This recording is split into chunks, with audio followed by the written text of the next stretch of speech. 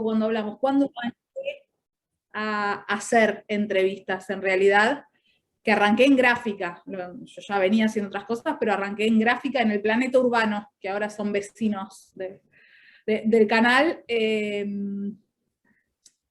Hoy hago entrevistas en distintos formatos, en gráfica digital, que no es lo mismo para nada hacer una entrevista para una revista de papel que hacer una entrevista para un medio como Infobae, que es donde hago hoy. Hago entrevistas también dentro de formatos televisivos que no son necesariamente de entrevistas, y hago entrevistas en radio. Y una de las cosas a pensar un poco cuando uno encara una entrevista es eso, ¿no? Es ¿para qué medio la estoy haciendo y qué busca ese medio? Y después podemos charlar un poquito de eso. Yo personalmente les decía esto, yo trabajo en Canal 9, en dos programas distintos que en ambos entrevistamos gente. Trabajo en Infobae haciendo entrevistas a actores, actrices, músicos, a distintas celebrities del mundo local y de afuera. Y trabajo en radio también, que hasta el año pasado tenía un programa netamente de entrevistas y hoy es más salpicadito. Así que un punto para pensar las entrevistas es para dónde lo estamos haciendo y cuál es el público que consume esa entrevista y qué es lo que estamos buscando entonces de esa entrevista. Porque eso nos prepara el oído. Y un personaje que hoy, si todos entre nosotros entrevistáramos hoy a un personaje, todos vamos a escuchar distintas cosas de esa charla. Todos encontraríamos un título distinto, todos la encararíamos distinto desde las preguntas, pero incluso si cada uno de nosotros hiciera una pregunta, si fuera un formato de conferencia de prensa, y que lo queremos transformar en una entrevista, porque a veces las entrevistas que vemos publicadas son eso, no son un mano a mano, no es un 1 a 1, hay mucho de formato de round table, se llama, que vamos varios periodistas y nos sentamos con un personaje y salen notas completamente distintas. Así que el saber para quién estamos publicando es un punto. Nada más importante igual que saber con quién estamos hablando. De esto hablábamos un poco hace unos días con Diego. No podemos sentarnos en entrevistas. Yo no sé nada de fútbol. Me pasó, en realidad, una nota que para mí es una de las más interesantes que hice, fue a Facu Conte, un jugador de vóley, ¿no? Sí, vóley. Que, bueno, todos hablamos mucho de vóley este año, pero cuando yo me senté con él, no tenía la menor idea de quién era él, de quién era su padre, y tuve que estudiar un montón. Y salió un programa que salió en la televisión pública, divino, la verdad. Pero uno no puede sentarse con un entrevistado nunca sin saber con quién está hablando y tener mucha data de esa persona. Porque te perdés lo que pasa, o sea, te perdés la posibilidad con ese personaje, y porque le vas a caer pésimo además, porque no tienen ganas de sentarse a contarnos quiénes son, o sea, tenés que haber estudiado. Hoy estudiar un personaje, tenemos todas las herramientas para llegar bastante informados sobre quién es esa persona, es quién es, qué intereses tiene, qué títulos dio, qué le pasó últimamente. Hoy hay información por todos lados para preparar una nota. Y pensar no solo la información que tenemos de esa persona, sino, bueno, ¿qué estamos buscando sacar? Y acá empieza a jugar también el para dónde es. No es lo mismo lo que busca sacar una revista Paparazzi, por ejemplo. Si ustedes están trabajando en una revista como Pronto, Paparazzi, no es lo mismo lo que van a ir a buscar si se sientan con Darío Barassi, que si Darío Barassi va al programa de Jay Mamón. No se busca lo mismo. Paparazzi y Pronto necesitan un título que funcione, y Jay Mamón necesita generar un clima lindo que trascienda por otro lado. Así que un poco creo que con esos dos ingredientes uno sabe más o menos qué está yendo a buscar. Mucho de lo que vamos a buscar tiene que ver con lo que sabemos que podemos encontrar, con estar preparados, con conocer la historia de vida de la persona que tenemos adelante. Yo hace poco hice, por ejemplo, una nota muy linda con Lizzie Tagliani, en la que hablaba mucho de su infancia y de cosas muy fuertes de su infancia. Ella contaba que a la mamá la violaban con ella escondida en un placar, y que era una forma de intercambio que tenía la mamá para protegerla a ella de día, pero eso sucedió porque yo sabía que estaba yendo a buscar eso. y que Lysis es un personaje que se abrió y que lo contó. Pero es muy importante saber qué estamos yendo a buscar. A veces te sorprendes y te regalan unos títulos maravillosos y no puedes creer lo que está pasando, pero siempre eso puede suceder si nosotros fuimos con el personaje estudiado. Entonces ahí hay una primera pata. ¿Querés que sigamos, Diego, o vos me querés ir parando? Sí, iba a llegar un pasito atrás. Está Vale. perfecto y está claro. A ver, conceptualmente, chicos, está claro, ¿no? Estudiar el personaje, por un lado. Me olvidé la segunda que dijiste. Ah, ¿y para quién? Y para el medio. Para el ¿Para medio. quién estoy escribiendo? O para quién estoy preguntando en realidad, no necesariamente escribiendo. Como los chicos están arrancando, quizás os surja la pregunta, pero digo, para ir para atrás. Bueno, vos ya tenés una entrevista pautada. ¿Cómo llegás a pautar una entrevista? Bueno, a ver, cada uno va a ir haciendo un recorrido profesional en lugares que tienen un poco más de chapa y que les va a permitir llegar a la gente más fácilmente, o en lugares en los que hay que arremangarse un poco más. No queda otra, a todos nos pasó, o incluso nos pasó cerrar entrevistas para que otro las haga, ¿no? Entonces ahí no queda otra que arremangarse, que buscarlos y que laburar mucho. ¿Cuándo aceptan los personajes hacer las notas? Cuando ellos las necesitan. Los actores hablan o los músicos hablan cuando están sacando un trabajo. Cuando se estrena la película, cuando se estrena la obra, cuando sale el corte nuevo del disco, ese es el momento. Y en realidad el vínculo que nosotros tenemos no es tanto con el artista, o con quien nos importa llevarnos bien no es tanto con el artista, como con las agencias de prensa. Yo puedo tolerar perfectamente que Nicolás Cabré esté enojado conmigo y que no me quiera dar una nota nunca más, pero se me complica mucho el trabajo si Raquel Flota, que es una mujer que maneja prensa de cine y tiene casi un porcentaje muy importante de los estrenos nacionales, si ella se enoja conmigo. Entonces hay como negociaciones que van en paralelo, porque cuando ustedes hagan una nota, tienen que dejar contento al medio con el que trabajan, tienen que dejar contento a la gente de prensa que les está dando la nota, que seguramente les va a pedir otros favores, porque va a tener en 2 semanas un estreno de una película que no le importa a nadie y les va a pedir que le hagan la nota del actor que no le importa a nadie, y uno ahí tiene que volver y negociar con el medio, che, me dieron a Darín, pero mirá que ahora también me están pidiendo esto.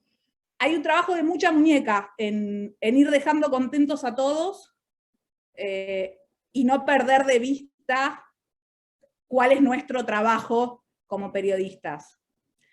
Y acá también es, bueno, el periodista es el que se sienta y hace la nota en radio, en tele, en gráfica y nada más. También es el que pelea y busca esa nota. En algunos programas, por supuesto, tenés una estructura de producción que está detrás de eso y que te acompaña en la búsqueda de esos personajes, pero está pasando cada vez más en el mundo que nuestro trabajo es de una integración vertical muy importante. Nosotros nos producimos, nosotros buscamos a los personajes, nosotros entablamos esos vínculos y después nosotros también nos editamos las notas en video. Hay algo de la integración vertical que sucede cada vez más, que tiene que ver con 2 cuestiones. Tiene cosas que son muy interesantes, que te da mucha autonomía, en muchos medios te permite hacer y proponer cosas y generar, y también tiene una pata de precarización en donde, bueno, hay roles que se van incorporando en otros y posiciones que van tendiendo a desaparecer. ¿Responde un poco esto, Diego, lo que me preguntabas? El otro día algo que preguntaban y que es interesante es, bueno, ¿y cómo se llega a esta gente? Yo quiero hablar con Alejandro Sanz. ¿Cómo se llega a Alejandro Sanz? La agenda periodística es algo que hace 15 años valía un montón. Para presentarse a un trabajo era un montón tener agenda y tener el teléfono de Alejandro Sanz o de quien manejara a Vicentico, no sé. Hoy la agenda, la verdad, la tenemos todos, la compartimos. Hay una cosa mucho más colaborativa, porque lo importante no es tener el teléfono de Vicentico. Lo importante es que te responda. A mí Ciro la semana pasada me clavó el visto olímpicamente y sigue al día de hoy sin haberme respondido. Entonces, que tenga el teléfono no cambia en lo más mínimo. Al teléfono uno llega al teléfono de todos. El teléfono del presidente lo tenemos todos y responde. Pero los teléfonos se consiguen.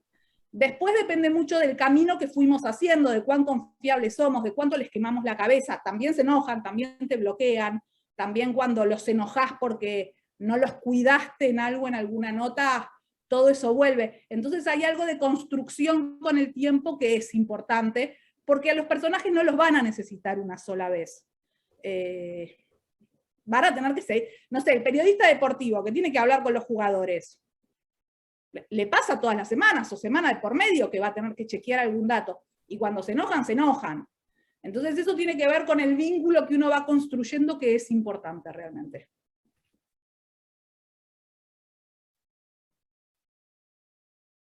¿Te sigo, querés? Está perfecto.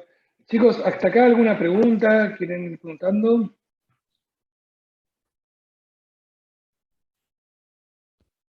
No, parece que está siendo bastante Yo tengo claro. dos, profe. Sí. Wow, Bueno. dale vos. Y después voy yo. Dale. Hola, ¿qué tal, Tatiana? Un gusto. ¿Cómo va?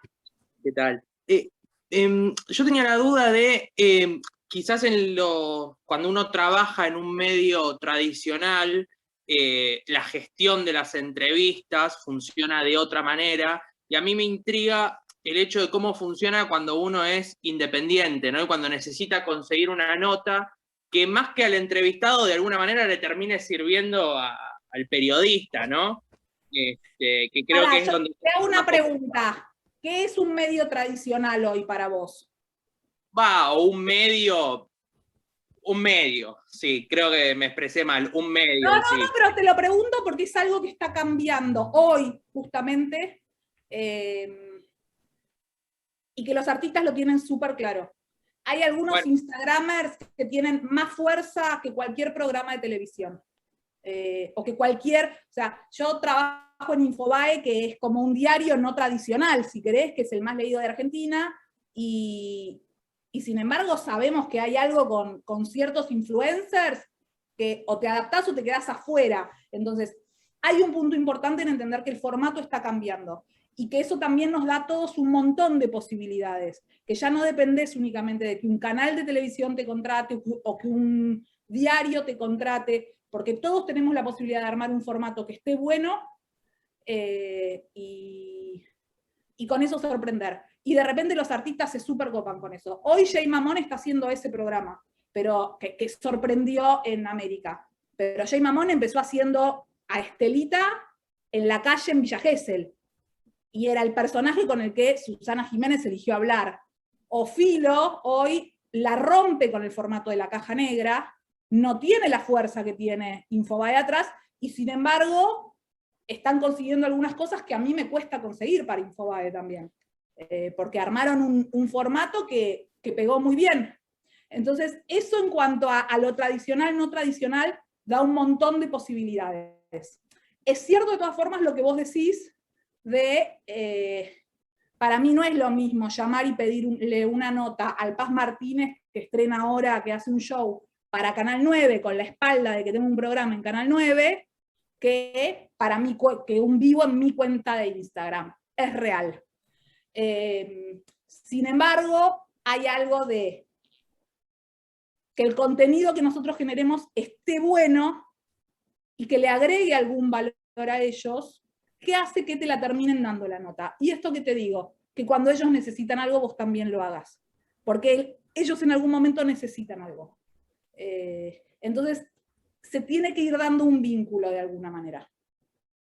Pero, o sea, la parte que tiene de contra el no tener un medio fuerte atrás, también la tiene a favor en el que tenés como, hay una democratización de los contenidos hoy, no dependés de mandar un currículum o tener un contacto y que un medio tradicional te contrate.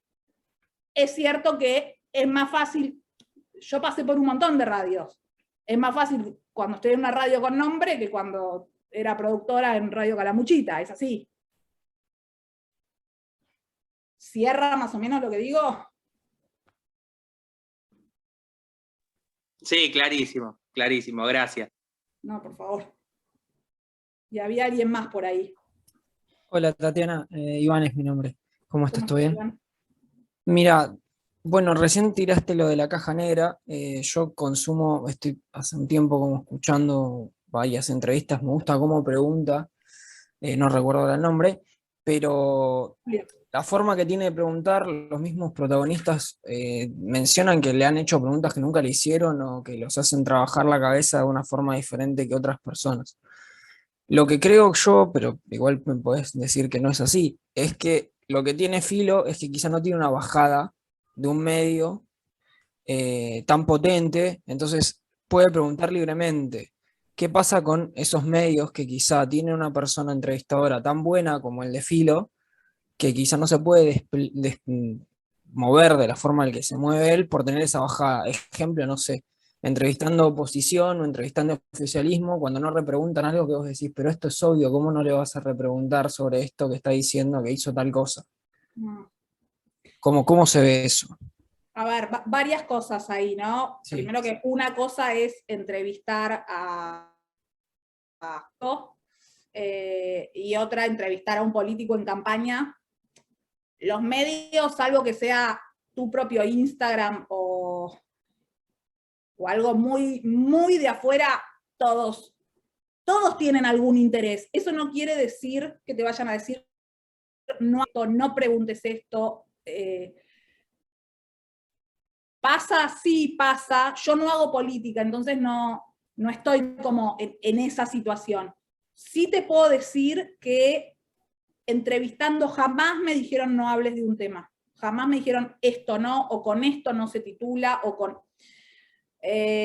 respecto de la repregunta, sí te quiero decir algo que a mí me parece, que lo charlamos el otro día y que pienso mucho. Para mí, y es súper subjetivo, el rol del entrevistador no es hacer cambiar de opinión al entrevistado. Yo tengo una posición muy clara con todo lo que es feminismo y aborto, por ejemplo. Y las veces que entrevisté a Amalia Granata, no necesito hacerla cambiar de opinión. Yo pregunto, repregunto, puedo repreguntar una vez más, pero el entrevistador no tiene que ganar una pelea con el entrevistado. El rol del entrevistador es preguntar para que el entrevistado dé su opinión o pueda decir lo que piensa. En algún momento nos tenemos que correr porque los protagonistas no somos nosotros. Por supuesto, esto no es... A ver, a mí me pasó, por ejemplo, con una periodista política a quien ya había entrevistado un par de veces. Hace 3 años le escribo de vuelta, o 2 años, antes del cambio de gobierno, pre-pandemia, digamos. Le escribo para hacerle una nota, periodista, entonces ya era raro, y me dice, la hacemos, pero solo si no hablamos de corrupción y si elijo el título de la nota. Que otro periodista te plantee eso es un montón. Y para mí era insostenible. Sí, es chocante. Es un montón, realmente. Yo no estoy adentro de Filo, conozco a algunos de los directores, tengo muchos amigos laburando ahí. Me parece que es un formato que está buenísimo. No deja de ser un medio, y los medios, olvídate, no solo de la cosa política, tenemos pauta. Y cuando hay pauta, no sé, te saco de la política. Hoy hay una gran contradicción con todo el tema alimenticio. No es fácil pegarle a las lecheras. Todos los medios tenemos pauta de la Serenísima, y sin embargo hay todo un movimiento que tiene que ver con el consumo alimenticio y demás. O sea, al final los medios en general no dejan de ser empresas. Y es un punto con el que lidiamos. Y yo tuve 2 notas, dije que no hacía. O que no las hacía si me iban a poner frenos a qué preguntar. Una era Ari Paluch, que había acosado muy seriamente a amigas mías, y querían que, previo a todo el quilombo de Paluch, querían que venga a vender los libros, el combustible espiritual. Yo dije, bueno, yo lo hago, pero también le pregunto por estas chicas que sé que se fueron llorando. Y el otro era... Ay, el ladri, ¿quién es? Se me fue el nombre, el ladri que copia todos los chistes. Nick. Nick, Gracias. Sí, que no sé por qué me enojaba tanto, pero a mí me dijo que me indignaba y él quería venir a dibujar a Nick. De hecho, me mandó a Nick de dibujo para mi hija y yo decía, sí, todo bien, pero tampoco seguir fogoneándolo, que es un multimillonario y como, pero de vuelta, yo no hago política, Iván, entonces lo que decís es cierto, Ok. seguramente en otros niveles pasa más y entra a jugar mucho de los valores de cada uno. No sé si es por eso que Filo está funcionando. Me parece que la caja es un formato que está bien y que sorprende porque está bien. Y Sí, además quizás nuevo, un entonces eso. no, pero mismo por fuera de un medio como Filo que sigue siendo un medio digital que tiene plata atrás, no es un medio como No, sí, sí, sí. darnos dos de nosotros y armar una plataforma. Ok, Hay alguien gracias. ahí. No, por favor. Perdón. Hola, Tatiana. Florencia, un gusto. Estaba pensando en base a lo que estábamos charlando, todo esto, que primero por un lado, los medios más allá de político o no, la bajada ideológica no tiene que ver con una posición política, el mercado maneja todo. Y por otro lado, en cuanto a esto que se está hablando de Filo y lo que vos proponías de la posibilidad de poder conseguir una nota, todo, me parece que viene por ese lado el crecimiento que tuvo Filo. Filo fue pensado desde algo nuevo para traer, consumían por ahí los famosos medios tradicionales y lo crearon desde ahí. Entonces por ahí hay que pensar en dónde trabajamos, lo que decías vos al principio, dónde trabajamos o hacia dónde vamos para crear el contenido y crear la entrevista desde ese lado para tener el atractivo que queremos tener, básicamente. Me parece que de ahí desprende todo. A ver, Filo tiene eso atrás, pero también teniendo atrás a gente que viene de los medios y que venía con guita fuerte, no, de vuelta, bueno, no es que nos juntamos nosotros tres. No, bueno, de hecho Julio Leiva venía de Vorterix, de un palo de hacer entrevistas ya de cheque en blanco, o sea, y atrás, bueno, de ahí para atrás todo un montón de gente grosa, sí, es verdad. Bien, o sea, bien. No son dos amigos que se juntaron. En algún momento Pablo Granado se puso a hacer un formato solo para redes que hacía entrevistas en la ducha, no sé si lo vieron. Y era distinto. Y Pablo Granados era el que te hacía reír en Showmatch en su momento. Y lograba, seguramente por su red de contactos, que gente se metiera en la ducha con él y respondía preguntas que tal vez eran muy pelotudas, pero que trascendían mucho, porque era distinto. Hoy también lo que pasa es que la multiplicidad de plataformas y de contenidos y de la oferta que cada uno de nosotros puede generar por su cuenta es una competencia. Entonces, lo que nosotros hacemos, sobre todo si es audiovisual, tiene que ser muy corto, tiene que ser concreto, tiene que ir al hueso, porque compite en un semáforo, con el gol de Messi o con la pelea de Messi en un partido, con el video porno que te mandaron por WhatsApp y con algún viral que está dando vueltas. Entonces, o lo cazás de uno al que te está mirando, o lo perdiste. Estamos en un momento también de una inmediatez, que por ejemplo mis entrevistas son de media hora, porque vos para lograr el título que querés o la historia que querés contar, necesitas tiempo. No es que yo la siento a quien fuera, a Mercedes Morán, y me da lo que yo necesito rápidamente. La nota se publica entera. No hay nadie que hoy mire una entrevista de 30 minutos. Después aparece esto que yo les decía de, si hoy la tuviéramos a Mercedes Morán acá, cada uno de nosotros se queda con otro momento de lo que ella nos dijo, porque está buscando distintas cosas. A alguno le interesará la historia religiosa de su madre cuando era chica y que ella estaba enamorada de su hermano y pensaba que era pecado. A alguno le interesará su mirada feminista del mundo. A alguno le interesará la pelea que tuvo con Ricardo Montaner por La Voz, y cada uno se puede quedar con una cosa distinta de una charla de 30 minutos. Para el ego o para la tranquilidad de ella se publica completa, pero después, según lo que nosotros sabemos y a quién le estamos dando ese contenido, sabemos que va a funcionar. No es lo mismo esa nota publicada en TN, en el 9, en Infobae o en La Caja. No es lo mismo.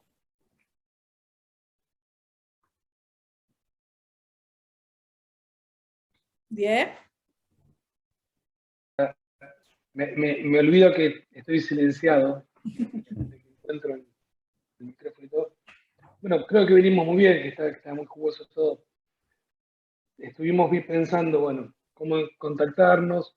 Yo sigo con el manualcito, con el tema docente. Lo tenemos enfrente.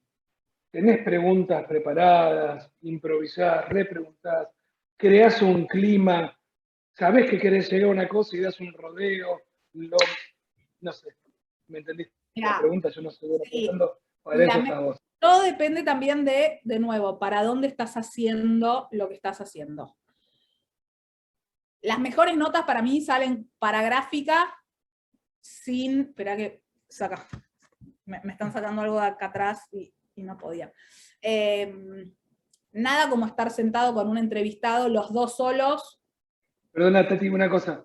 Quedan menos tiempo de Zoom que de clase. Si se corta, yo te Al mismo reenvío un link. nuevo Zoom. No sé por qué no funciona el mismo link. Te reenvío otro. Ok, mandás otro. El mejor material, el mejor contenido sale en una nota para gráfica sin cámaras cuando estás solo con un entrevistado. Ahí se abre, piensa que está hablando con un amigo. Fundamental que nosotros siempre sepamos que no somos sus amigos. Ellos tienen que pensar que sí, nosotros tenemos que saber que no.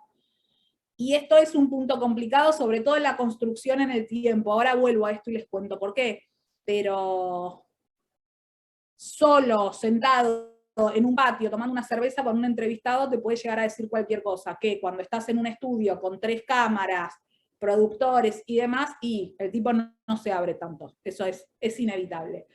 Si yo voy con un listado de cosas que preparé de disparadores en función a lo que estuve estudiando de esa persona, pero lo más importante ahí es escuchar, porque tal vez lo único que importó fue el primer disparador y me empieza a contar algo de, qué sé yo, no sé, cuando la hija de Darín me empezó a contar un día que ella empezó a fumar porro a los 16 años con el padre, y a mí me dejó de importar todo lo otro que tenía para preguntarle. La hija de Ricardo Darín me estaba contando que a los 16 años empezó a fumar porro con su papá. Periodísticamente era un montón.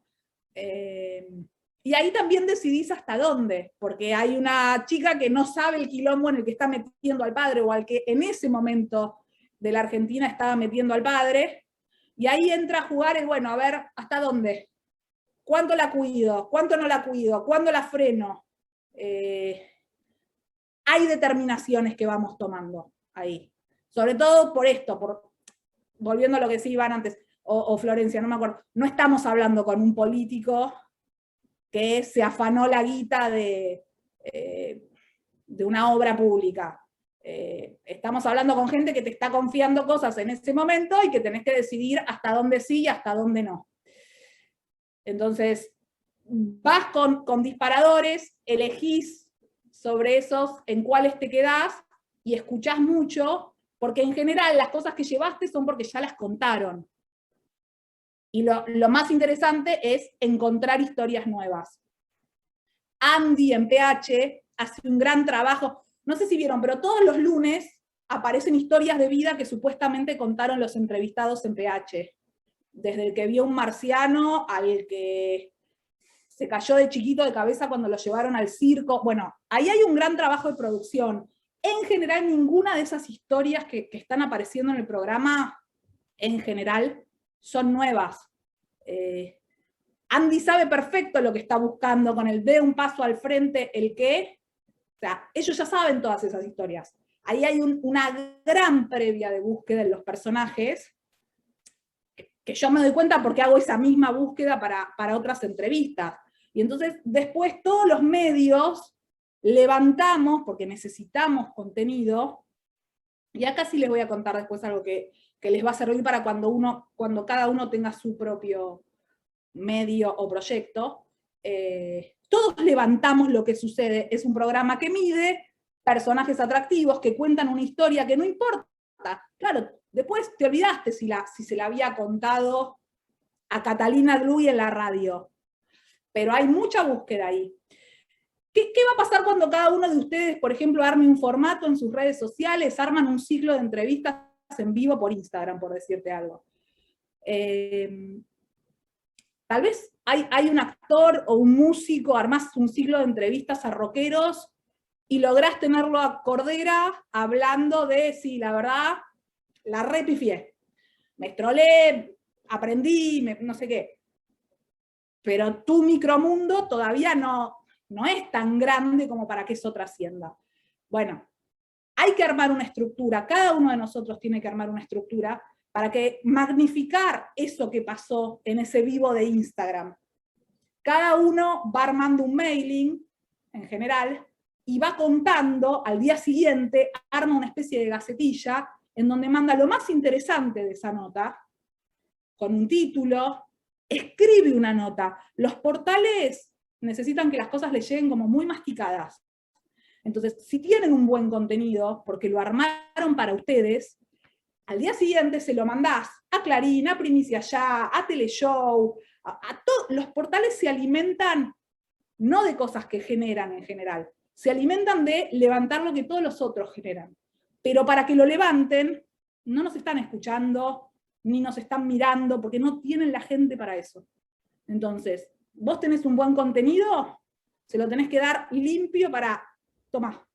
Y por supuesto, mandar el soporte para que no sea un blef y que sepan que eso realmente pasó.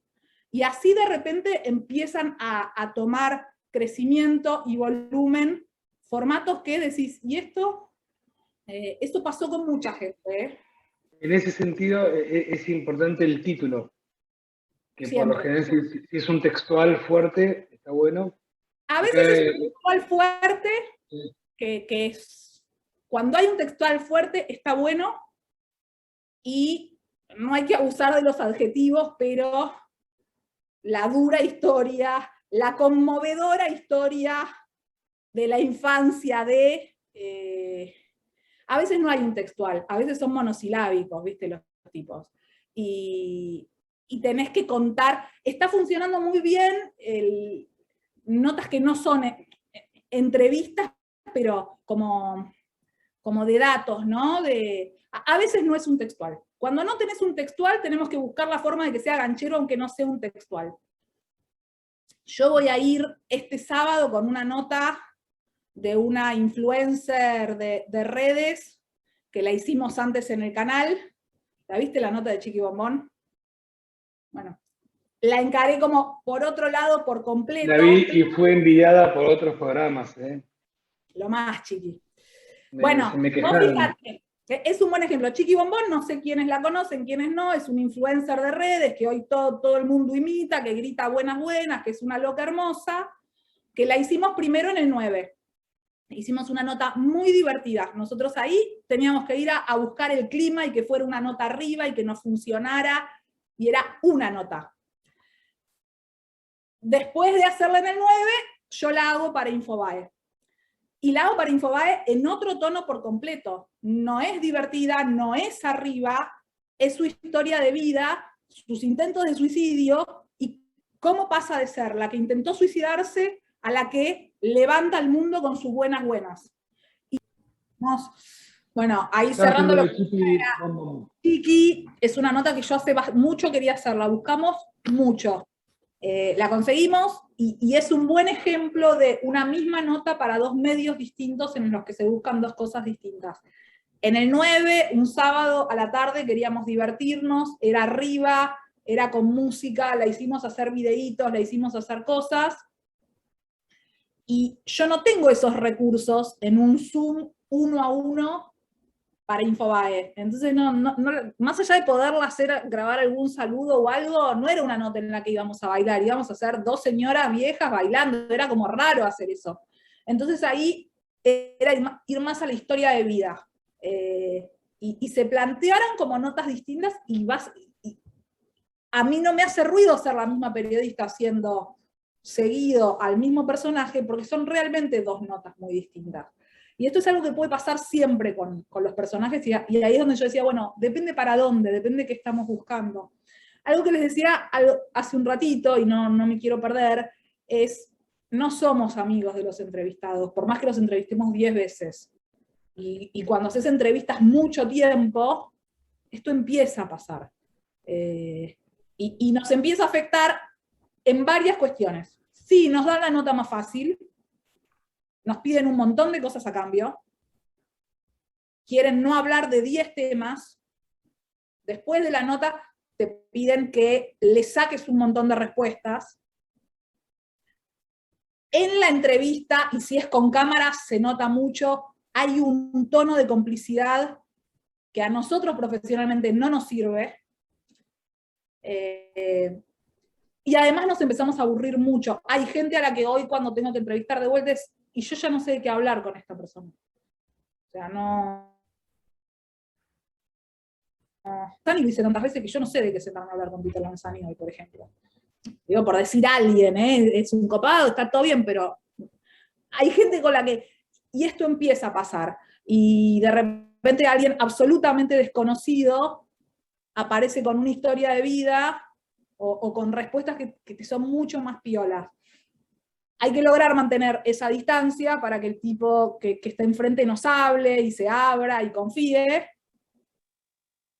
pero nosotros todo el tiempo saber que hay una cámara que nos está grabando y que ojo, porque no nos podemos pasar en el exceso de confianza ni en... A veces para hacer que el otro hable, uno afirma cosas o asiente con cosas o le da la razón en cosas que después cuando te ves en cámara decís, ay Dios mío, yo no pienso eso que parece ahí que pienso, pero era para que él siga hablando. Entonces ojo con eso, porque a veces para que sigan hablando, uno, sobre todo en esto, lo que importa, a ver, Esmeralda Mitre me dice a mí en una nota que el holocausto no fueron 6 millones de judíos. ¿Cuánto repreguntaba yo en esa nota? Yo me tenía que pelear con Esmeralda Mitre en esa nota, yo la tenía que educar a Esmeralda Mitre en esa nota, era toda una decisión esa situación. Yo, que mis abuelos estuvieron en campos de concentración, sabía la barbaridad que me estaba diciendo Esmeralda Mitre y decía, ¿hay algo que yo le pueda decir a esta chica que vaya a hacer que ella entienda lo que le estoy diciendo? Son decisiones de un segundo. En esa misma charla, Esmeralda Mitre, hablando de aborto, tengo 5 respuestas distintas que me dio grabadas, por ejemplo. Porque iba cambiando de opinión y no sabía qué decir. Se van a encontrar con esas cosas.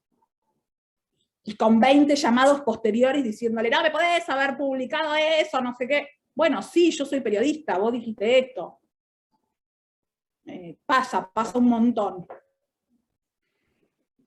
Tati, para cerrar toda la parte del momento de la entrevista, digo, pues, a las 8 los chicos terminan la clase, o quizás un poquito antes. 2 cosas me interesan recalcar. Para cerrar esta parte, que por el tema de repregunta y todo eso, si querés contar la anécdota de Sabina y Serrat, que es muy linda y sirve como ejemplo. No ahí yo ya no me pongo en modo periodista, yo soy muy cholula de Sabina y Serrat, entonces ahí me pueden decir lo que quieran, y me pueden pedir lo que quieran, no me importa, y yo lo voy a reconocer públicamente siempre. A Serrat lo hice muchas veces y lo amo mucho, y si me diera bola, mi marido sabe que yo lo dejaría así embarazada y todo como estoy. Y la última vez que los hice juntos, y estaba en la gloria. Y algo que digo que vos no conocés de esa nota, te voy a contar 2 cosas. Primero, que en la previa de esa nota, a mí me llamó mucho la atención que Sabina iba con un guardaespaldas a todos lados, hasta el baño. No te lo contesto, ¿no? No. Y Serrat va solito, atrás, saluda a todo el mundo, era como rarísima la situación. Y yo quería entrar, para mí lo más interesante era, si yo me tiro arriba de Serrat, ¿el guardaespaldas de Sabina reacciona o no reacciona? ¿O solo le pagan porque lo cuida Sabina? Era como raro. Pero antes de mandarme a meter el chiste ridículo que iba a meter, le pregunto al productor, che, ¿qué onda esto? Nunca... Y me explica que no, que a Sabina lo atacaron grosso en Buenos Aires, que hay una loca que dice que Sabina le roba las letras y que atacó a la mujer de Sabina en un show con un cuchillo, y que entonces él anda siempre acá con Patobicas. Así que, digo, el averiguar antes de sentarnos a hablar. Y esa nota, en la que yo fui con algunos disparadores, como decíamos antes, por ejemplo, una pregunta que no sé por qué estaba ahí, canción o por algo, era, le pregunté a Serrat cuándo fue el último momento en el que él estuvo contento, qué registro tenía de último momento de sentirse feliz. Y de la nada me empieza a contar, que él no estaba habilitado para contarlo, pero me empieza a contar, y fue una primicia mundial, que hacía 3 días había presenciado cómo Sabina le pidió casamiento a su mujer, que es su mujer hace 20 años, pero que nunca se casaron.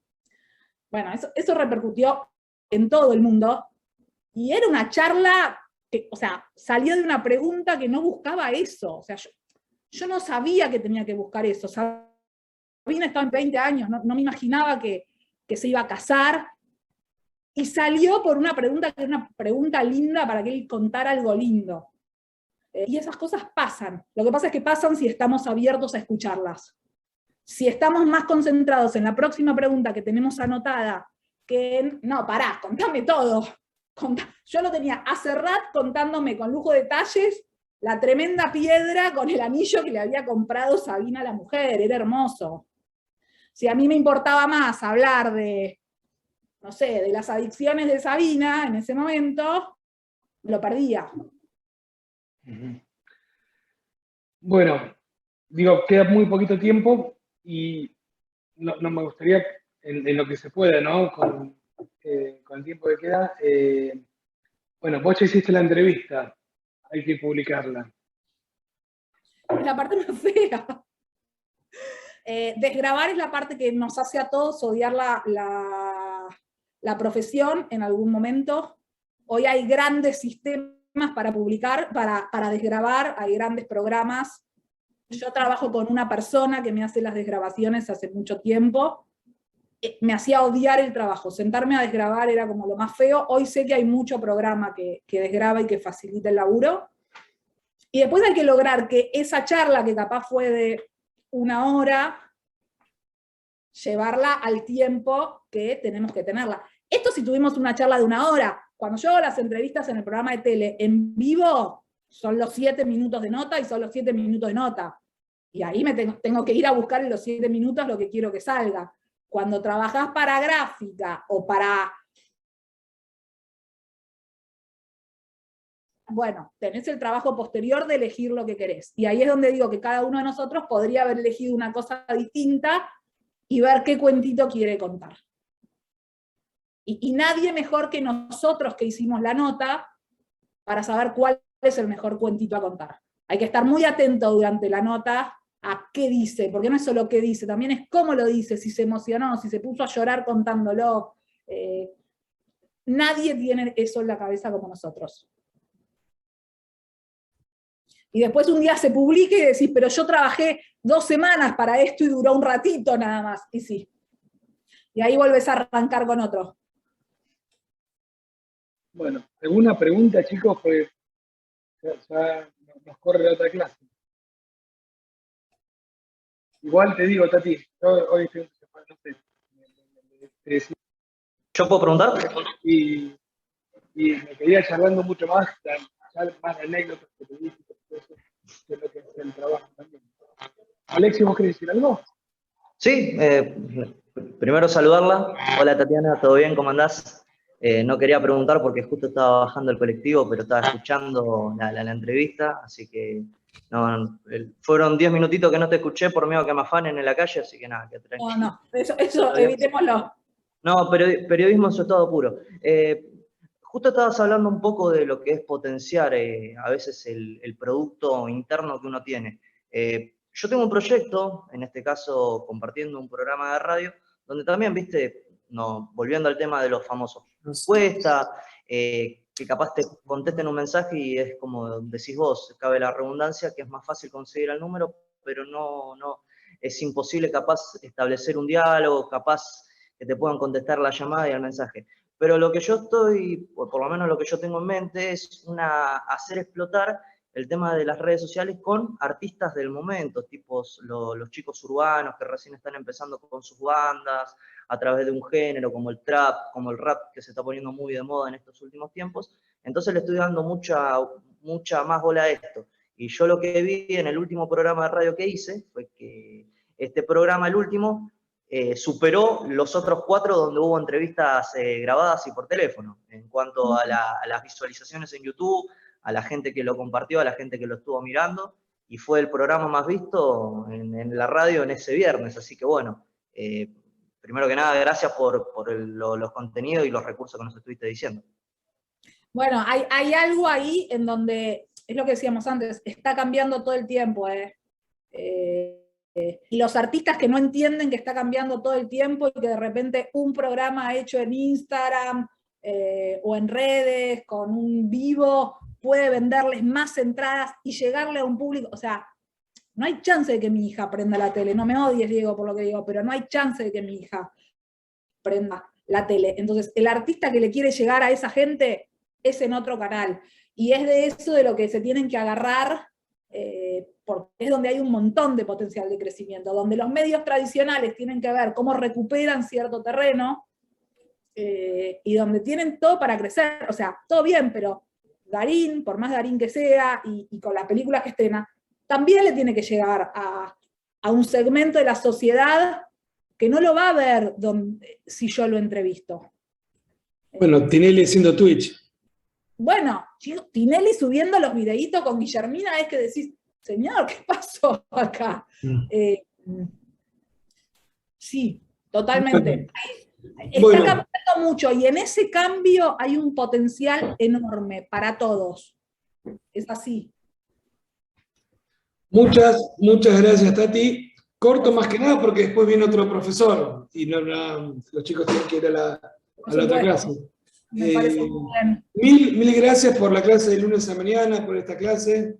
Lo que necesiten, acá estamos. Incluso teléfonos, que la vez pasada me decían también, teléfonos tenemos, así que lo que necesiten. Y quémenles la cabeza, o sea, sí, vendeles a quién le estás, a qué público le llegás, con qué gente van a hablar. Tienen un potencial ahí enorme que incluso a ellos les va a copar, y que no es mover un elefante, ¿viste? A veces hacer las cosas para los medios tradicionales es muy costoso también. Entonces, ahí hay también un valor que pueden capitalizar.